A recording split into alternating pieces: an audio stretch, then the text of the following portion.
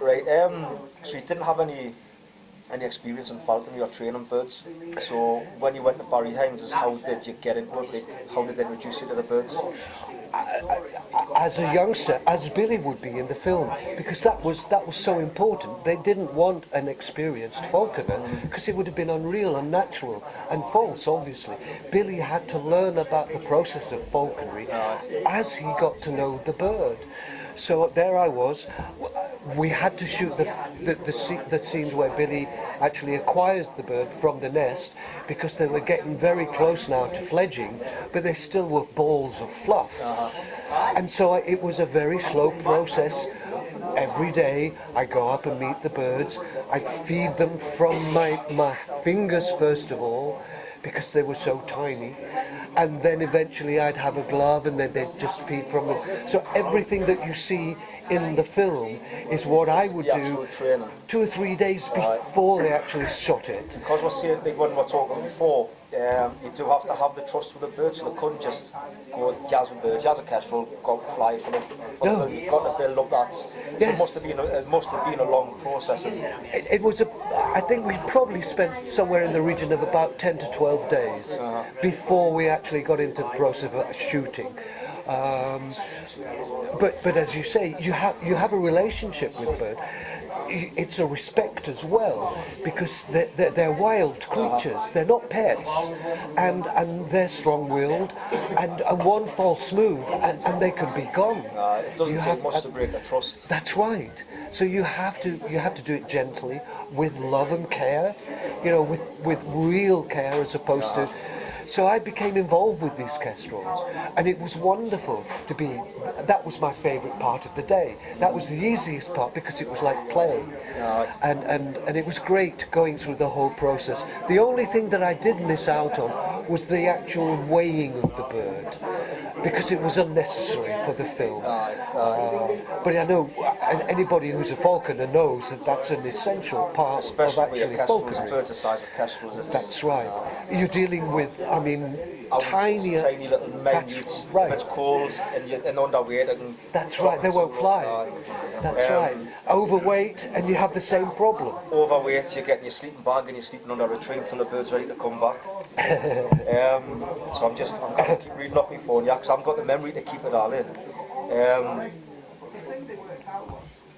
Right, so that's the next one. To me, and I've heard a lot of people say it as well, it looks like the part was written specifically with you in mind. Do you think it was just luck, or do you think it was you played the part brilliantly, or do you think it was just a mixture of everything? You seemed to get him, you had the look. I couldn't imagine another actor playing the part of Billy and looking right in it. What we did, Billy and I did have kind of psychic connections in some respects.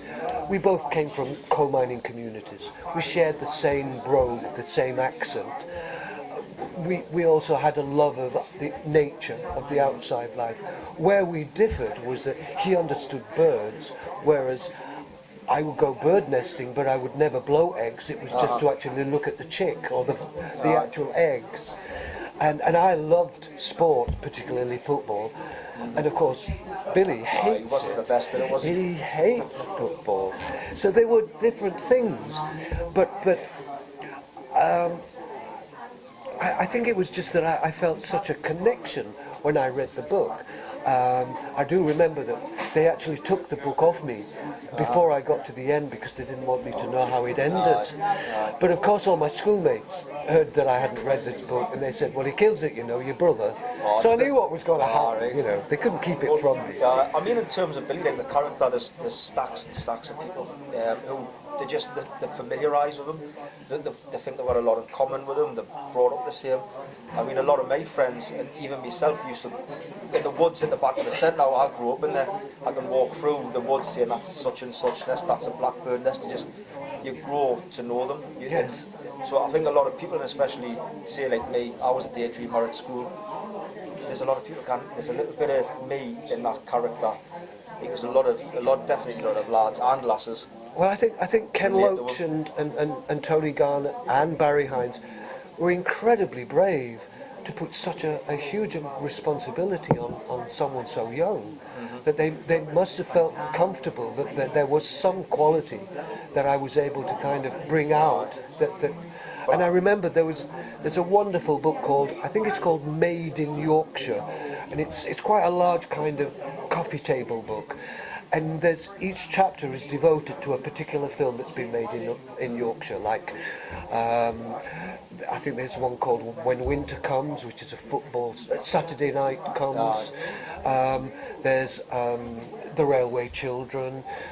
There's Brastoff, I think, as well. And there's Casper, of course.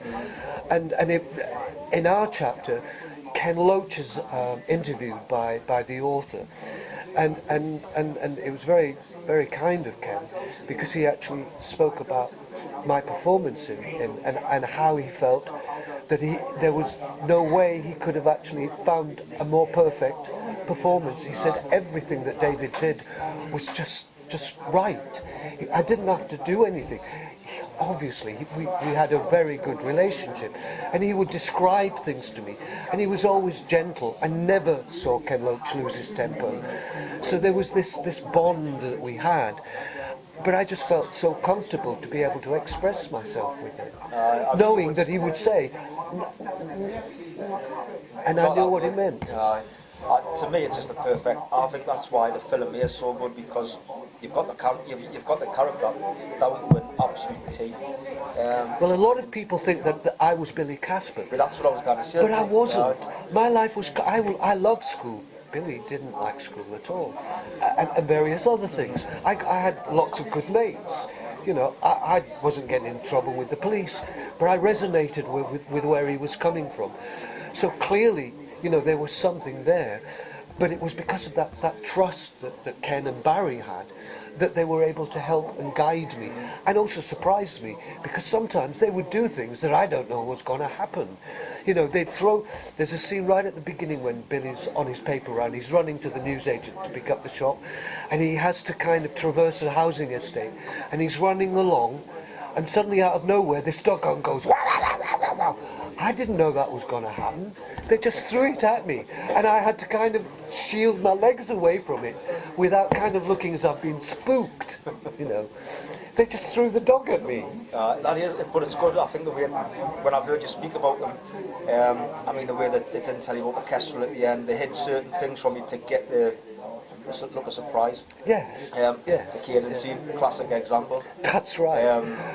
Well, I think that was slightly. I mean, I think we all knew we were going to really get the cane in the story, but he didn't want us to kind of have that in the back of our minds when we're hearing the headmaster. He wanted it to be kind of spontaneous. It got the effect, because I remember the first time watching it and then seeing the little lad right at the end, and the tears in his eyes, and I'm thinking, the way that is an Oscar performance, or he's actually just been really caned. I didn't realise he got really caned. Well, when the boys laugh about the headmaster saying that he remembers meeting an old school pupil, and they'll have a laugh about the old times and how I used to give him a couple of strikes of the cane, but he said, "But what do I get from you lot? A honk from a second-hand car?"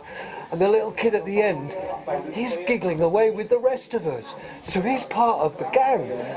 But when he sees that we're all sticking out our hands thinking that we are not going to get the cane, and we do, and he knows that's why they did it the way they did it. They shot on our faces first because they knew they wouldn't get that reaction once they'd hit us from the teacher's perspective. They had to shoot at us first to get that little boy's reaction, because he knows as he's watching he's gonna get the cane as well because of what's in his pockets.